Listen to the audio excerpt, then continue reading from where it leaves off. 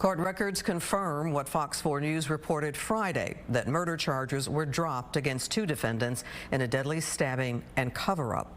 Good evening, I'm Clarice Tinsley. The man at the center of the case, Charles Beltran, pleaded guilty to a lesser charge of tampering with evidence. In exchange, he testified Friday against co-defendant Lisa Dykes. She is on trial for the stabbing death of Marisela Botello in what prosecutors describe as a jealous rage. A third defendant, Nina Marano, was the wife of Lisa Dykes, also had her murder charge dismissed.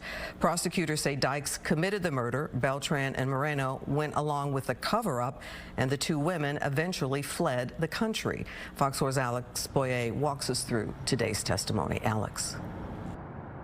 Hi, Clarice, and today we learned a lot of the details surrounding the time when Dykes was on the run with her wife/co-defendant, Nina Marano. They were out on bond at the time. We learned that surveillance video at an ATM in Cambodia ultimately led to their arrest. An FBI special agent who was there for that arrest testified that the women had $6,000 in cash and that their visas were set to expire the next day. Pin that is installed on the bottom and they lock in place. Julian Lapierre is with the Dallas County Pretrial Services Department. She supervised the house arrest of Lisa Dykes and her wife and co-defendant Nina Marano when they were fitted for ankle monitors upon bonding out of the Dallas County Jail in the spring of 2021. Lapierre said they followed the rules for months. They were very compliant.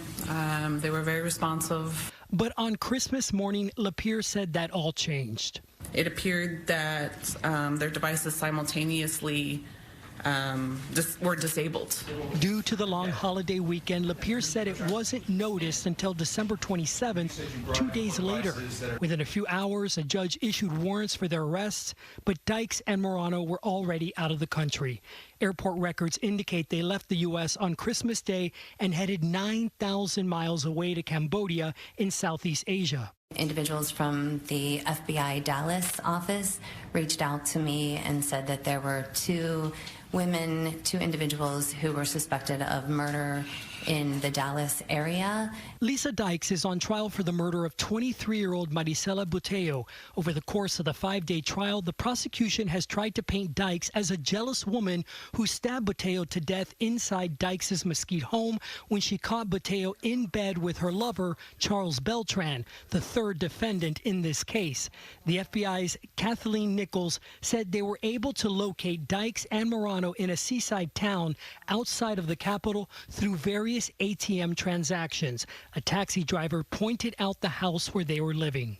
I believe Nina was the first one to come out, but then Lisa also came out of the house.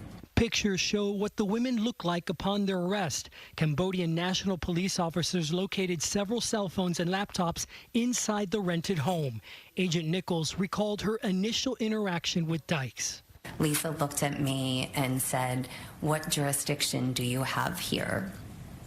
I was taken back by that comment. Both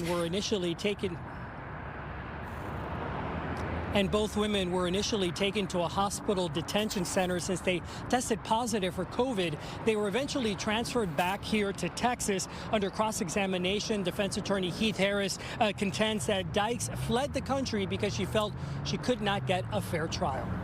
Back to you. Alex Boyer reporting live.